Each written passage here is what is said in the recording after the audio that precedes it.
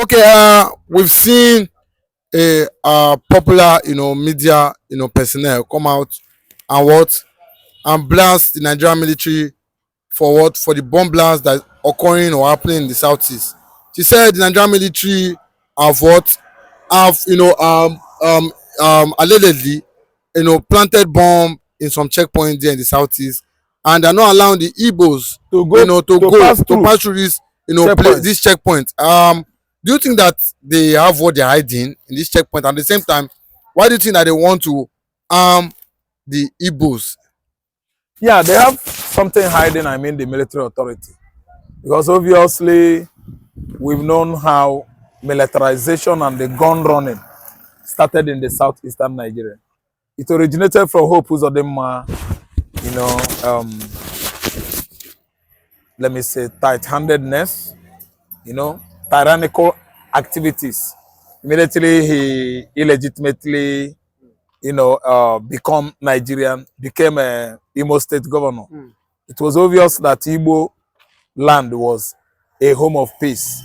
But immediately, Hope Uzodinma, Hope Uzodinma's coup against Emeke Hedioha, everything turned upside down in Igbo land.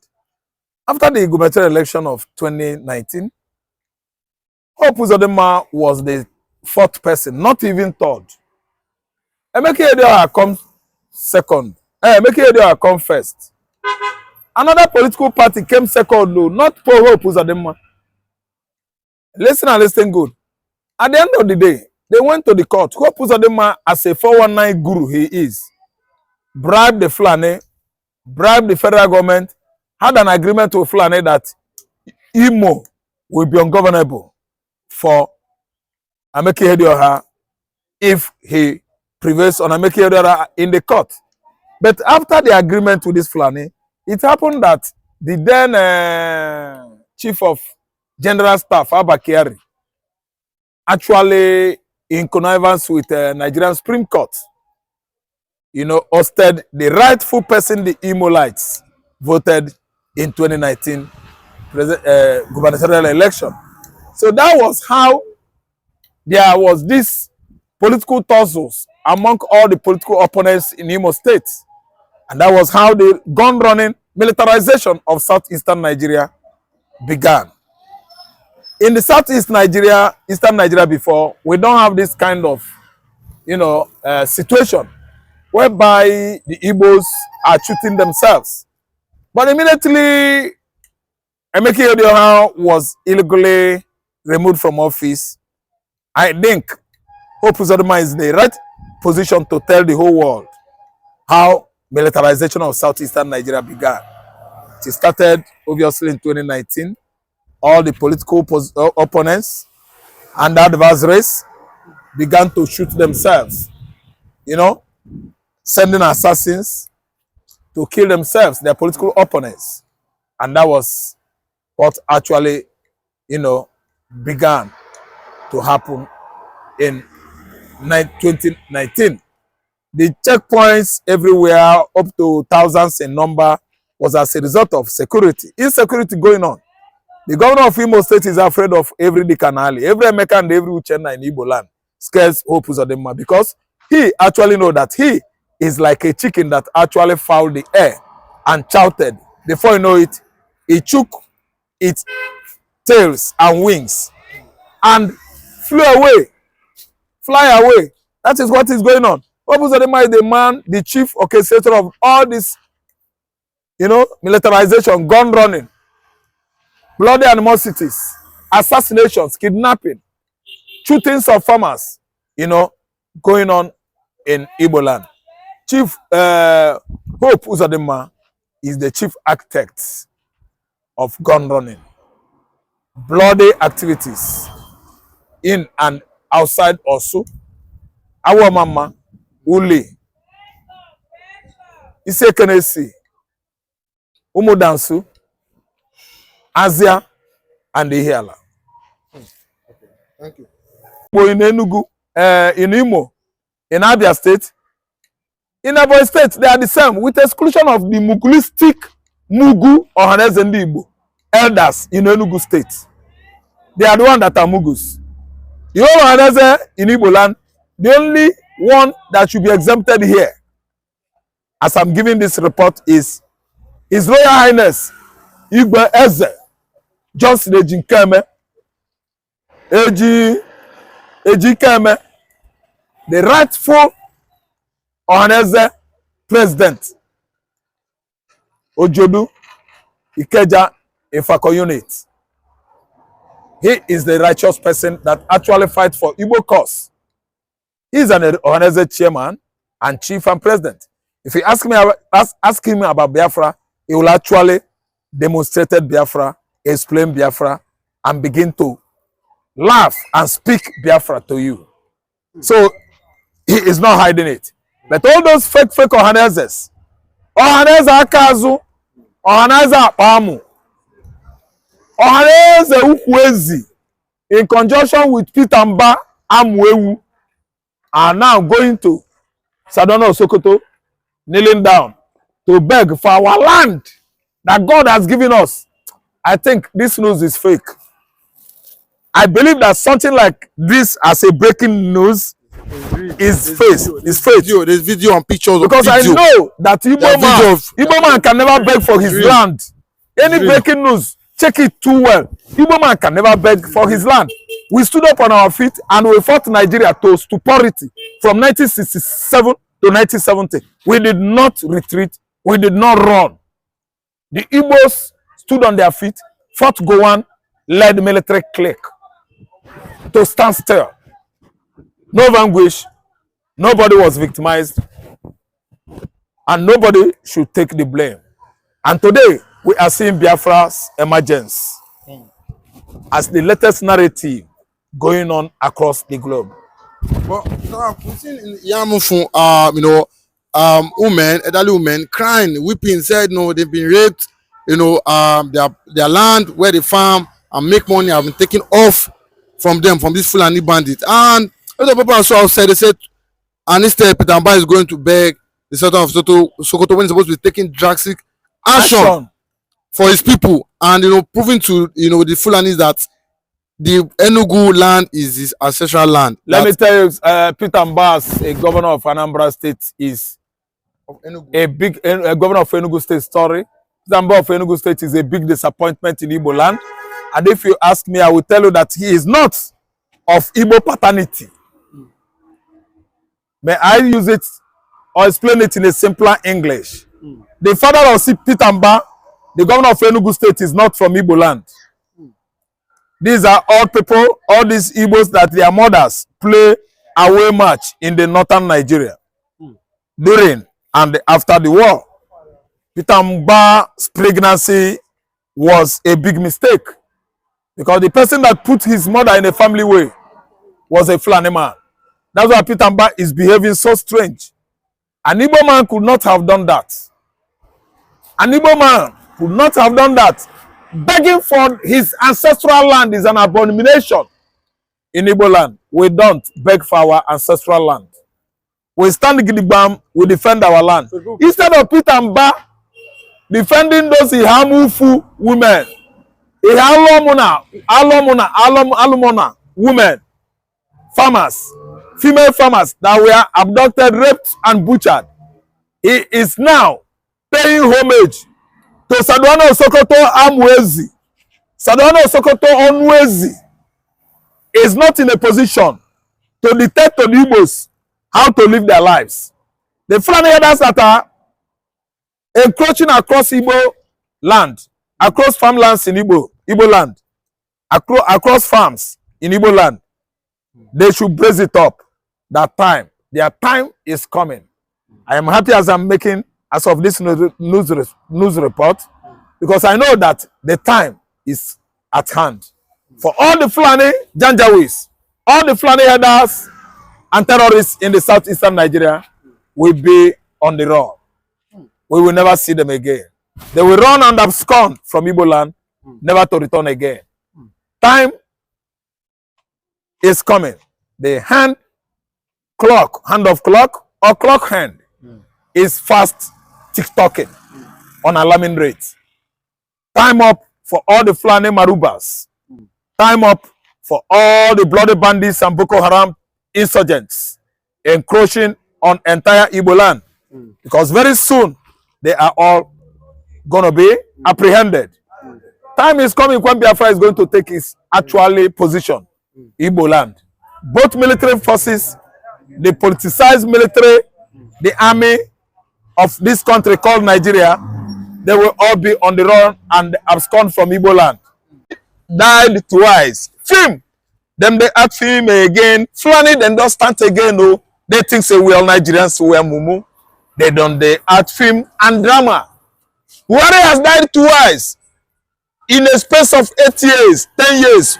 From 20-something till date is 8 years. He died twice. In 20-something, UK.com announced his death. Queen Elizabeth observed the silence. We all monitored and watched it on social media. On internet, we've seen his dead body. Today, they brought the same picture. They could not even edit it. Look, these guys that are, writing all the script, they could not even write and acted on it so competently as professionals should be within the Ghana wood, Nigerian wood, which is Nollywood. But it was acted poorly.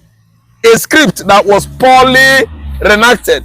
Reenactment of Buhari's death in 2017. That's what I'm talking about. You see it. Kenya is warning Nigeria because ICC is closing on Kenya. Let Nigeria act fast so that Uhuru Kenyatta and Ruto, the current Kenyan president, should remove their head from the trap of international criminal court in Brussels. They are closing on Ruto. Uhuru was the man in charge in 2021, collected much billions of dollars from Nigerian criminal government, then under the watch of the so-called man that died twice, Muhammad Buhari. So what are we saying today? Uhuru Kenyatta is in trouble. Ruto is asking and gasping for air because he doesn't want to be, involved in such international criminality. And the ICC must actually arrest Ruto. If Ruto fails to act fast, the strong arm of the law, international law, under United Nations Charter, is going to catch up with Ruto.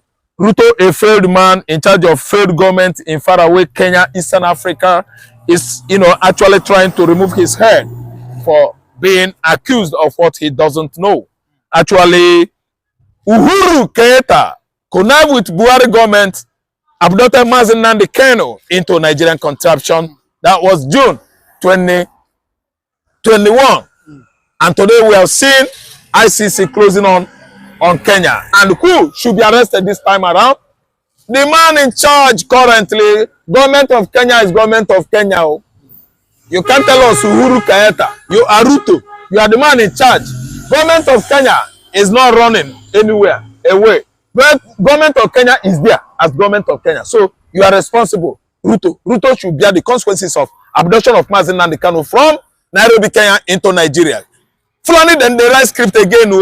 Then they write many script again. And they are trying to cast well. The casting are, number one, AGF, Abubakar Malami, Attorney General of the Federation, starring Mazi Nnamdi Kanu's abduction in Nairobi, Kenya. Second person, Lailai Mohammed from Kwara State. Lailai Mohammed, the then Minister of Information, actually told the whole world many lies. He actually said he was apprehended in Addis Ababa, Ethiopia. We followed it up and line, and on social media, it wasn't Addis Ababa again. Addis Ababa was or is the current capital of Ethiopia. From Addis Ababa, he drove us to Maputo, the capital of Mozambique. All of us say we must crucify Maputo, the capital of Mozambique.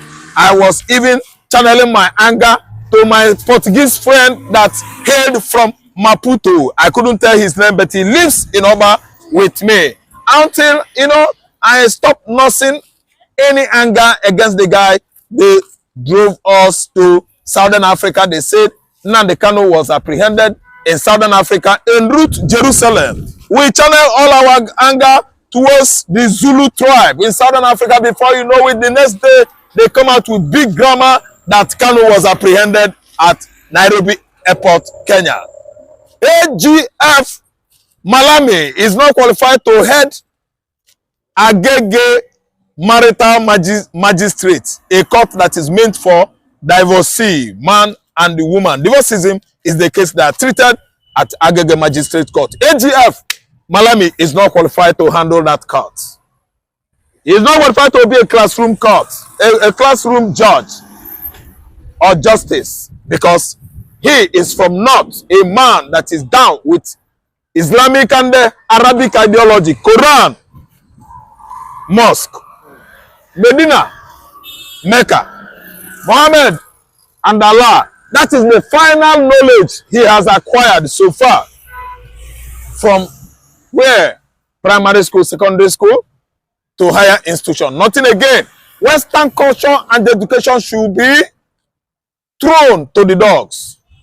He doesn't want to know. That's why he championed abduction of a man that was agitating for his own nationality. Sovereign state of Biafra. Is it a crime? I'm telling you, he's not accused of what he doesn't know. Actually, Uhuru Kenyatta connived with Buhari government, abducted Mazi Nnamdi Kanu into Nigerian contraption. That was June 2021. And today we have seen ICC closing on Kenya. And who should be arrested this time around? The man in charge currently, government of Kenya is government of Kenya. They said even other Western world or countries are no longer with Kenya because of Nnamdi Kanu ordeal. And now even the Kenya court have exposed the government and Kenya Uhuru for what he did to Nnamdi Kanu. And with what we are getting now, UN is putting pressure on Nigeria and on Kenya, the two countries, for the release of Nnamdi Kanu July 18. What is your take? As that is what is going on now. You know, I've been telling people about Pan-Africanism. Pan-Africanism, I mean, most of the African human rights activists, everybody, every country, they are actually springing up from the axis of Western Africa to down to Southeastern Africa, Zambia, Kenya, Tanzania, Zimbabwe, down to Southern Africa. Africans are waking up because we are tired of neo-colonialist criminals. I mean, neo-colonialist criminals are the like of Buhari's, the like of Tinubu's, the like of Paul Biya, the like of Bongos, Oman Bongo, the likes of the nearly the closest, you know, let me say, Senegalese president or prime minister that was bolted out when that young president of Senegal, you know, won an election. These are the people that are killing Africans, using our colonialists, you know, as excuse, because they are the one that actually put them in their position, rig election for them, and at the bad sources. Do you see what is going on? Uhuru said, I'm not the one. Ruto said, you are the one. Obviously, Uhuru Kenyatta, his dad was among the people that actually faced the colonialists in the 1960s. The colonialists, after leaving African countries, they stood indoor at the back of the curtain, still remote in Africa, stealing our natural endowments, using the present crops, African, you know, crops of African politicians like Ruto, Buhari, Tinubu, a whole Amada Hijo that died in 1989, yet for Biya is still there. 1989 is how many years now? Just imagine the kind of continent Africa are. Just imagine the kind of politicians we had in the 60s. The like of the Zik that had actually went to his ancestors. The like of Leopold Senghor of Senegal. He has gone to his ancestors. The like of Kwame Nkrumah's. Nasingbe Ayadema. The kind of shit he left in Togo is still smelling. Very, very smelly. Look at his son. His son is not required democracy again for the Togolese. It's only the lawmakers. His political accolades and the camps, colleagues are the one, you know, speaking, you know, for the Togolese. They conducted the election within the house, contraption of that National Assembly auditorium, and decided for the Togolese. While the real Togolese, they are there outside in Togo, gasping for air. They chose Nasingba Ayadema's son. I think his name is Laurent or whatever. What is that his name? Within the lawmakers, they voted him, not the Togolese citizens or nationals considered for who will be Togolese president. Today, Togo is boiling.